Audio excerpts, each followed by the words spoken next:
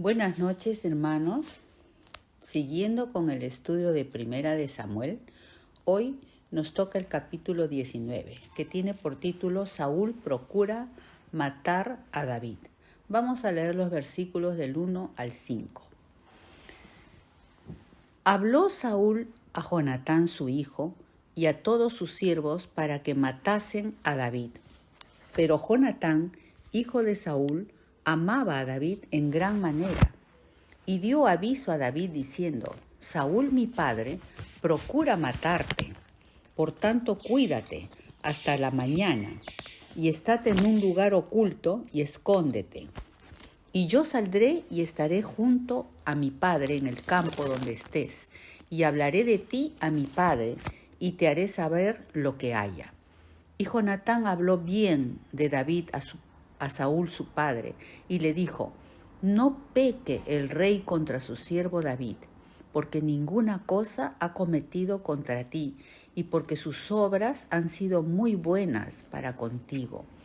Pues él tomó su vida en su mano y mató al filisteo, y Jehová dio gran salvación a todo Israel.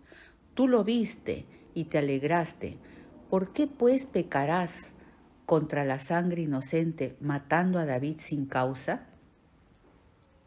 Así es, hermanos, qué bondad y qué muestra de transparencia y lealtad daba Jonatán a David, hablando bien de David a su padre Saúl. Nada más y nada menos que Jonatán era el príncipe heredero. Sin embargo, él salió en defensa y por la verdad que representaba a David en este tiempo, ¿no? Tanto Jonatán como los siervos de Saúl amaban y respetaban muchísimo a Saúl, y les pareció muy mal las palabras de Saúl, ¿no? Diciendo que quería que matasen a David, ¿no? Y ellos conocían la ley de Moisés, Éxodo 20:13, no matarás. Entonces realmente Saúl estaba totalmente desenfocado, ¿ya? Y hermanos, nosotros como hijos nos debemos sumisión a nuestros padres. Como ciudadanos de un gobierno, a las autoridades, como empleados, a los patrones, que son los empresarios, los que nos contratan, para quienes trabajamos. Como cristianos que somos, nos debemos someter al liderazgo de nuestra congregación, de nuestra iglesia. Y como esposas que somos, debemos someternos a nuestros esposos, porque así lo dice la palabra y porque el hombre es cabeza de su familia. Pero aquí hay un pero, hermanos. En todas estas relaciones que mantenemos, nunca somos excusados de pecado por obedecer a alguna autoridad que nos incite, como estaba Saúl haciendo con Jonatán y sus siervos, que nos incite a desobedecer y que pequemos. Eso no está permitido. Eso no debemos hacerlo. En el Nuevo Testamento, acabamos de estudiar en el curso de Hechos, en el Nuevo Testamento los apóstoles dijeron en Hechos 5, es necesario obedecer a Dios antes que a los hombres. Y acá esta amistad de Jonatán con David, que ya la hemos leído, ellos hicieron hasta un pacto precioso de esa amistad. Ese pacto fue intercambiar sus ropas. Jonatán le dio sus ropas reales como un anticipo de que él quizás ni cuenta se daban, pero era como diciendo: tú vales, tú has adquirido ese llamado de Dios para ser el futuro rey de mi nación, y yo te doy, te visto con las ropas reales que te van a corresponder en su debido tiempo, ¿no?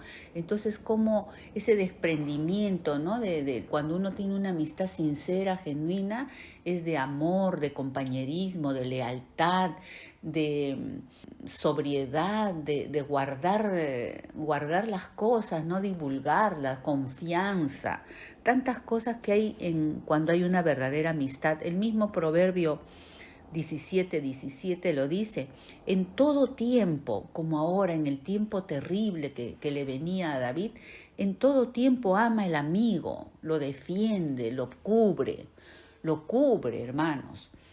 Y es como un hermano en tiempo de la angustia.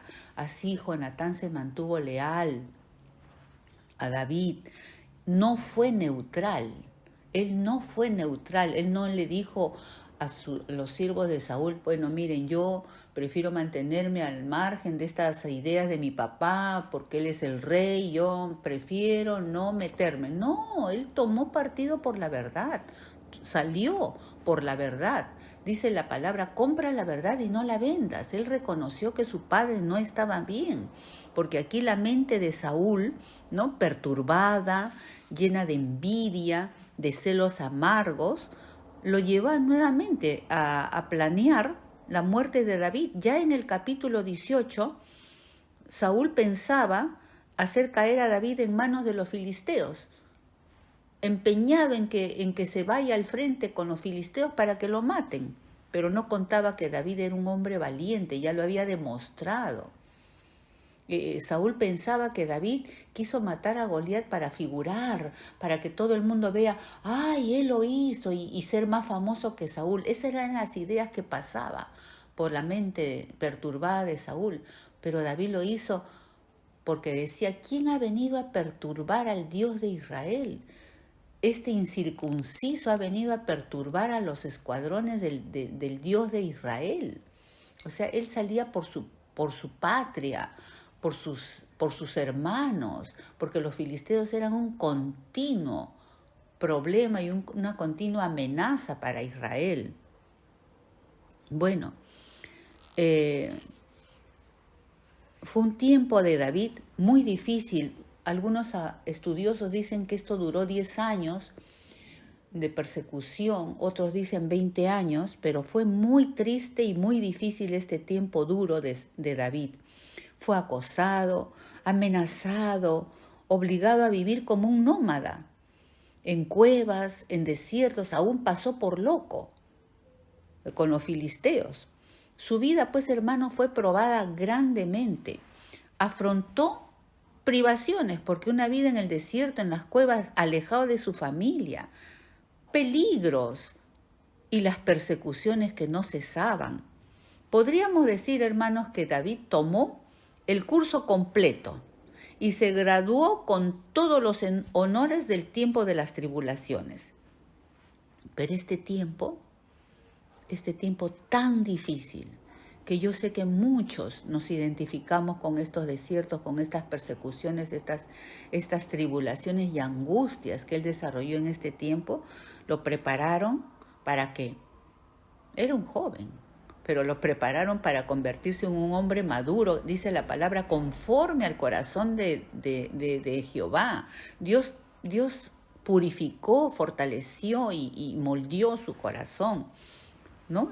El rey más importante que haya tenido Israel, como un hombre que genuinamente agradó a Dios, aunque después tuvo sus caídas, pero él no se quedó en las caídas. El Salmo 32, el Salmo 51 nos hablan de un inicio, de una restauración, porque Dios es un Dios de restauración.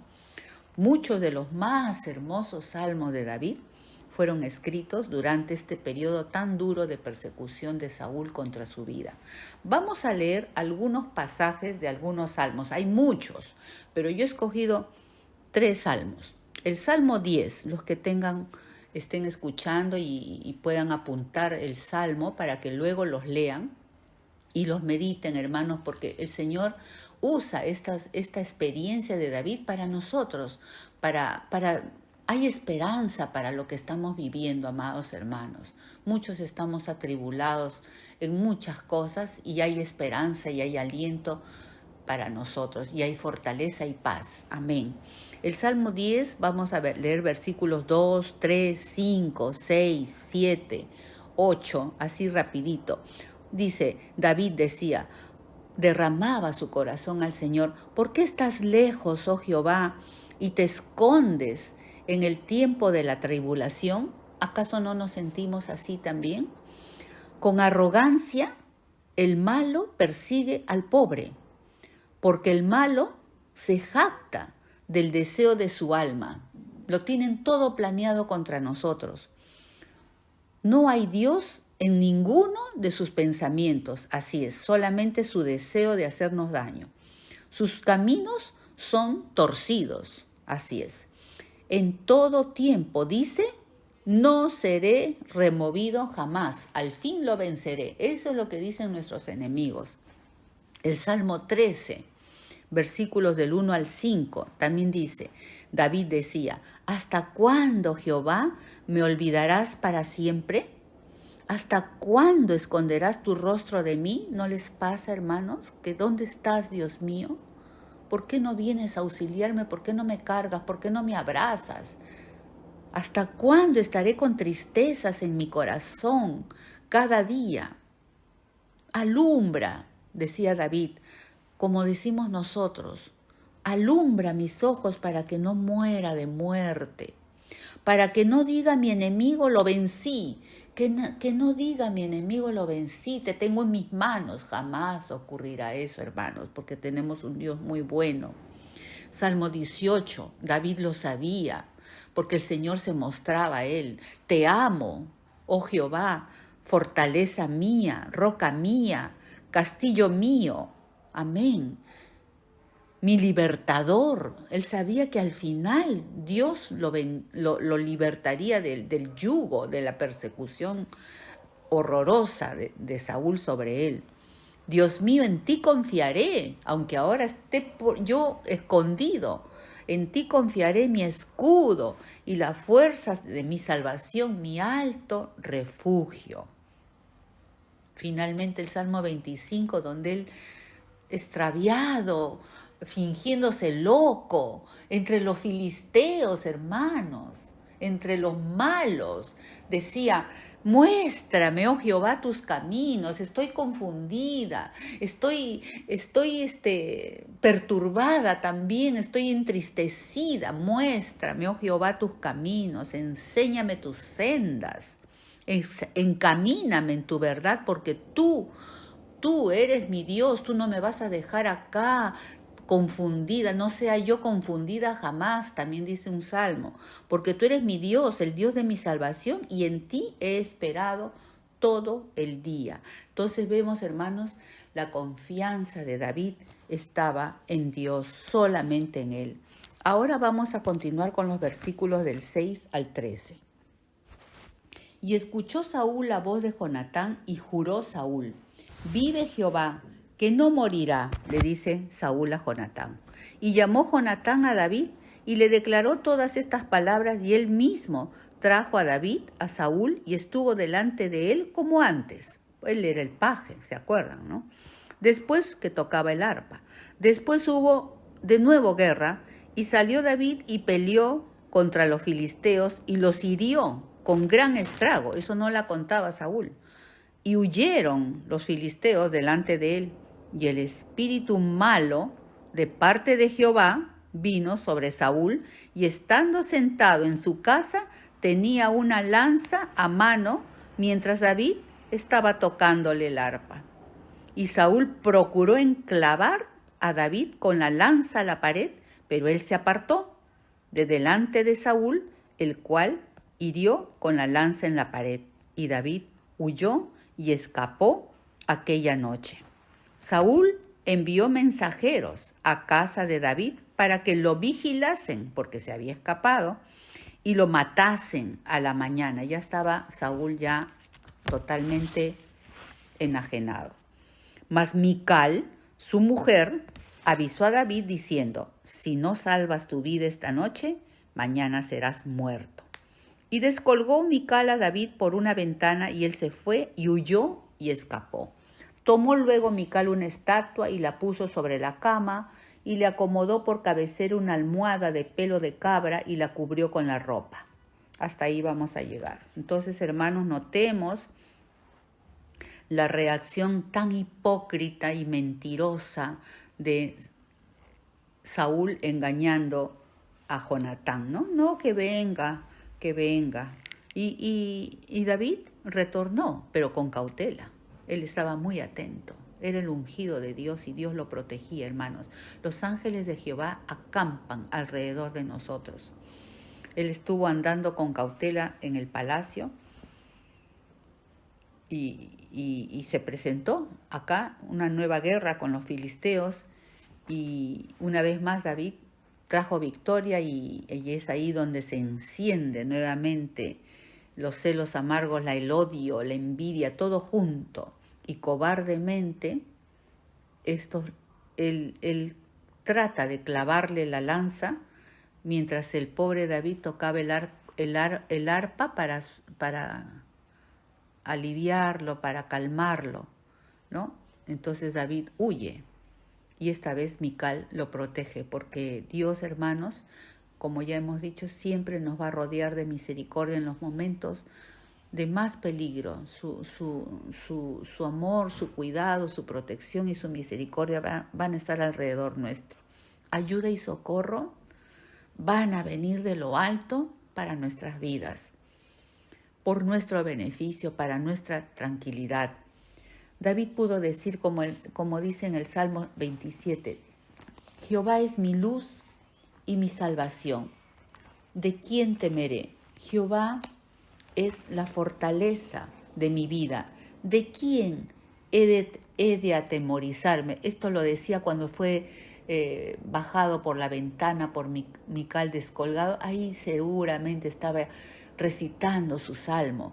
Cuando se juntaron contra mí los malignos, el Saúl y toda su maldad encima de David, mis angustiadores y mis enemigos para comer mis carnes, ellos tropezaron y cayeron.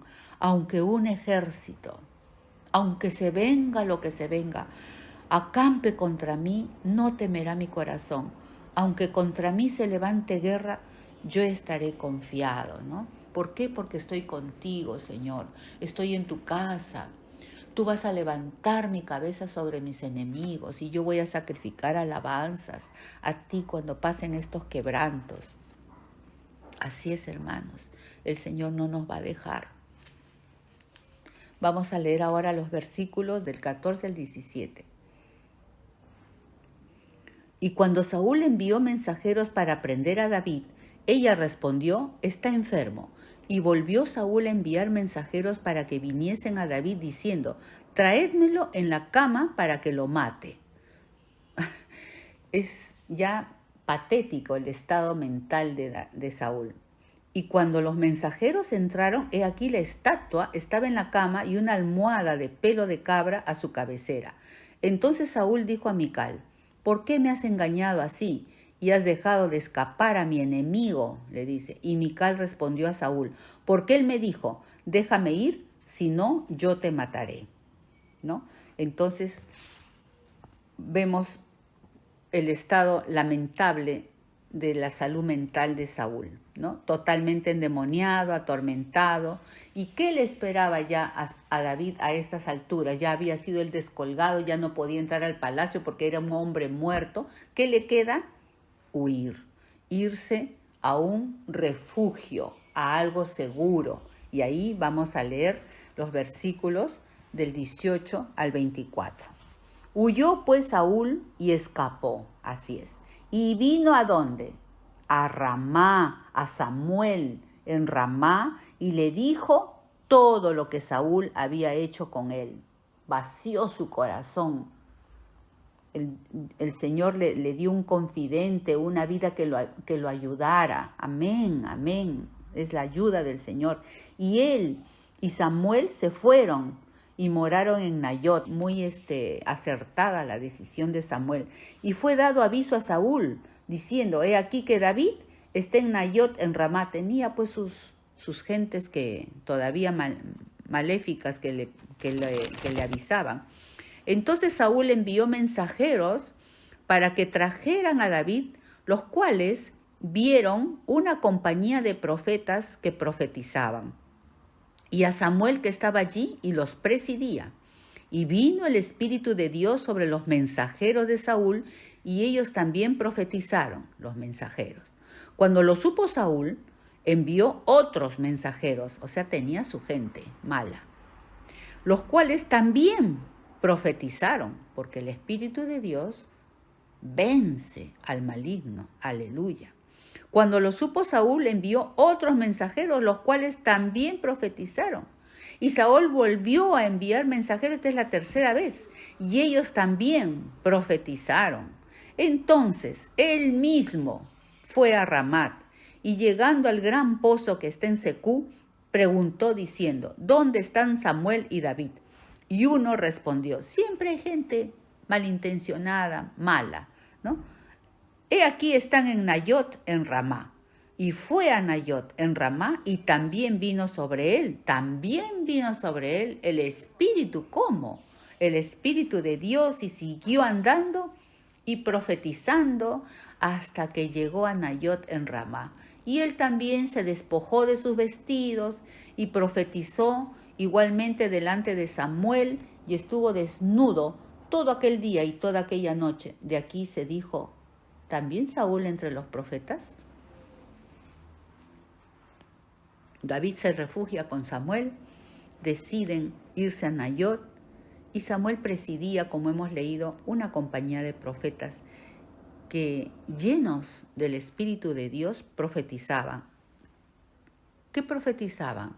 Alababan, adoraban, cantaban los salmos del Señor, porque habían salmos, habían cánticos de gratitud, de exaltación, de adoración, de relatar los hechos gloriosos del Señor. Y todas esas cosas brotaban de los labios de estos profetas, de estos hijos de Dios. Así llegaron los enviados de Saúl a mirar lo que ocurría, ¿no? Y llegaron para traer a David.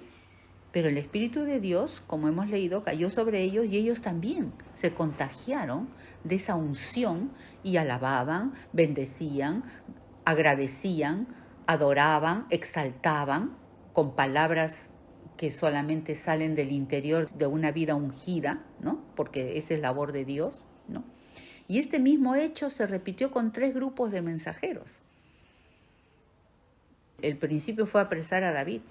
Finalmente el mismo Saúl fue a Nayot, y también vino el Espíritu de Dios sobre él, y también alabó, adoró, exaltó, ¿no?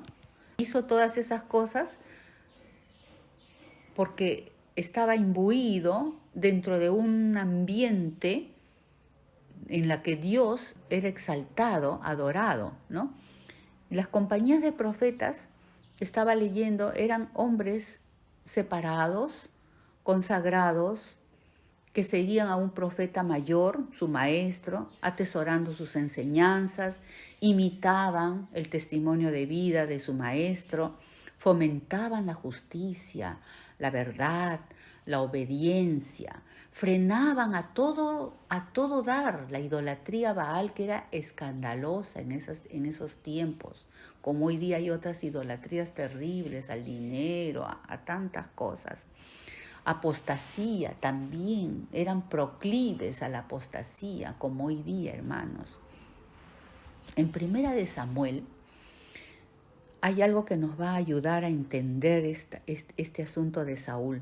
Leemos que el Espíritu de Jehová, le dijo Samuel a Saúl, el Espíritu de Jehová vendrá sobre ti, cuando él no era rey todavía, vendrá sobre ti con poder, y profetizarás, o sea, levantarás el nombre de Dios entre todos tu pueblo, ¿no?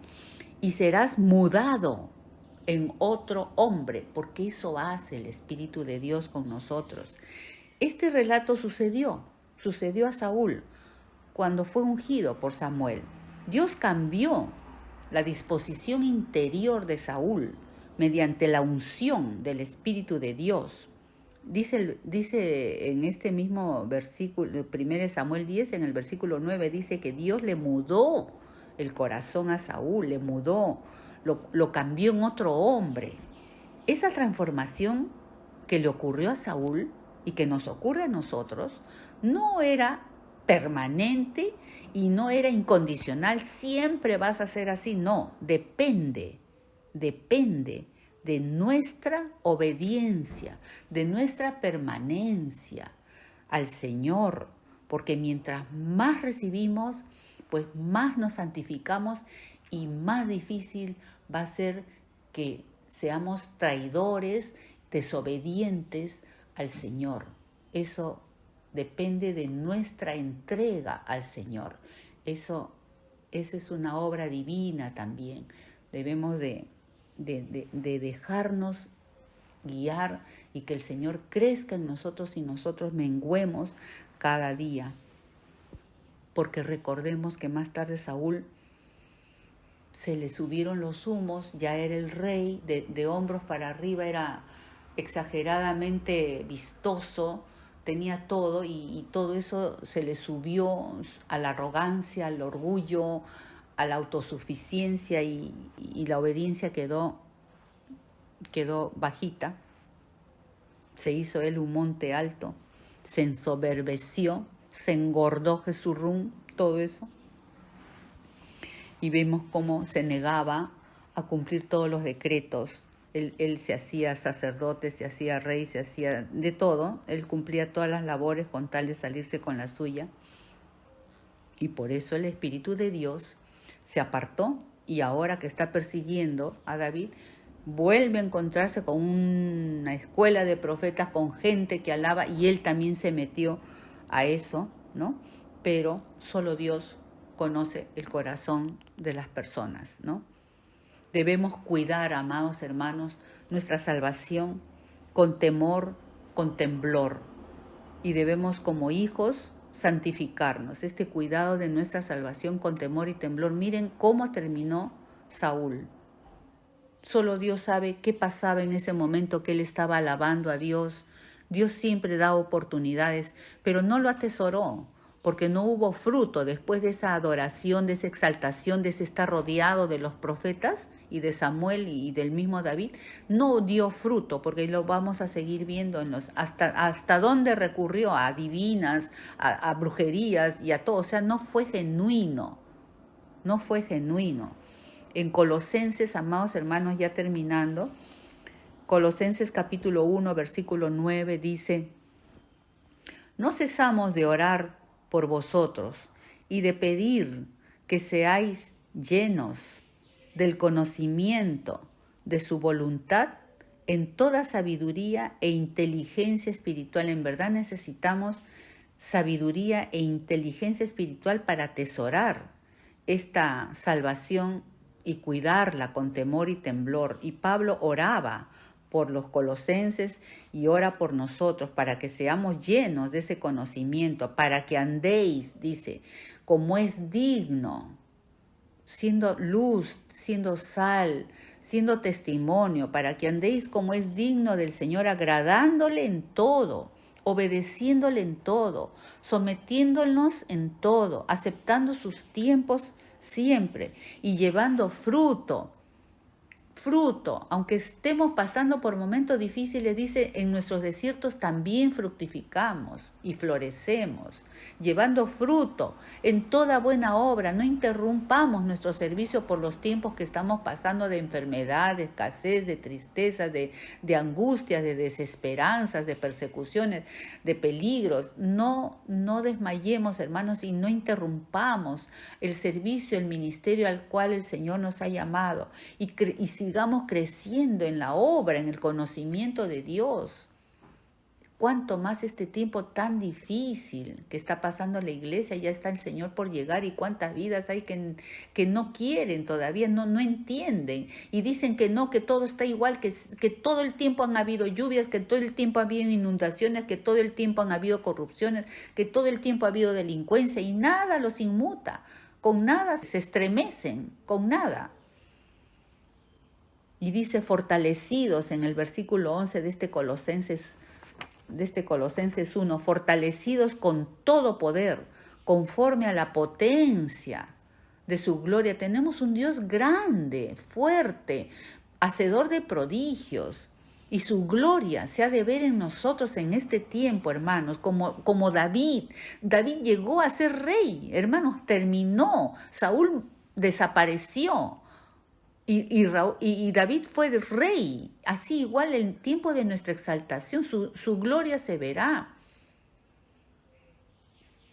Si el grano de trigo no muere, no puede dar fruto. ¿Recuerdan? ¿No? El tiempo ha llegado para que la gloria de Dios se vea. Va a llegar, su gloria se verá en nosotros, hermanos. Tendremos paciencia mientras, aliento en todo este tiempo.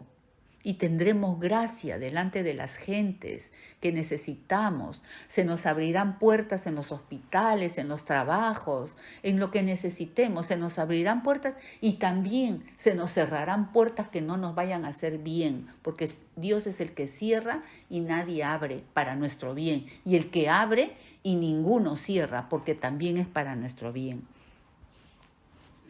Saúl, dice, se despojó de sus ropas reales, de prestigio, que ni él mismo se daba cuenta que ya él había dejado de ser rey, ya se quitó todo y quedó así desnudo, avergonzado, humillado, ¿no? Exaltaba al Señor, adoraba al Señor, contagiado de ese espíritu, pero ¿qué nos muestra el Señor? Que él ya no era rey, ya no era el rey de Israel.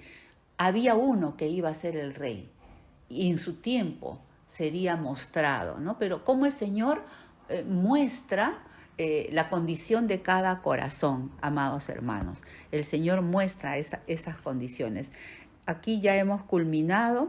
Le damos gracias al Señor por este capítulo 19 de aliento para nuestras vidas. De verdad que los más preciosos salmos fueron escritos por David en sus peores momentos. Y él fue levantado. Él fue grandemente consolado, levantado, animado. Gloria a Dios. Ese es nuestro Dios bueno en gran manera. Que el Señor los bendiga, amados hermanos.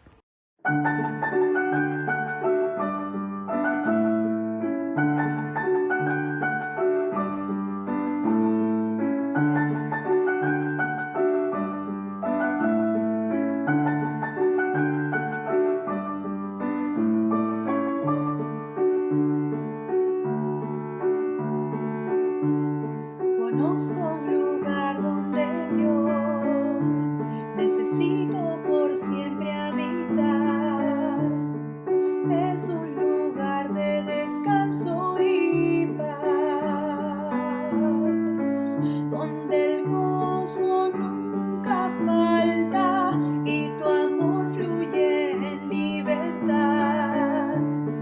Nada me falta cuando en tus ojos veo el amor, sé que es para mí. Yo no tengo temor cuando estoy en los brazos del Padre, y si llego a caer, me consuela el saber que tú estás aquí.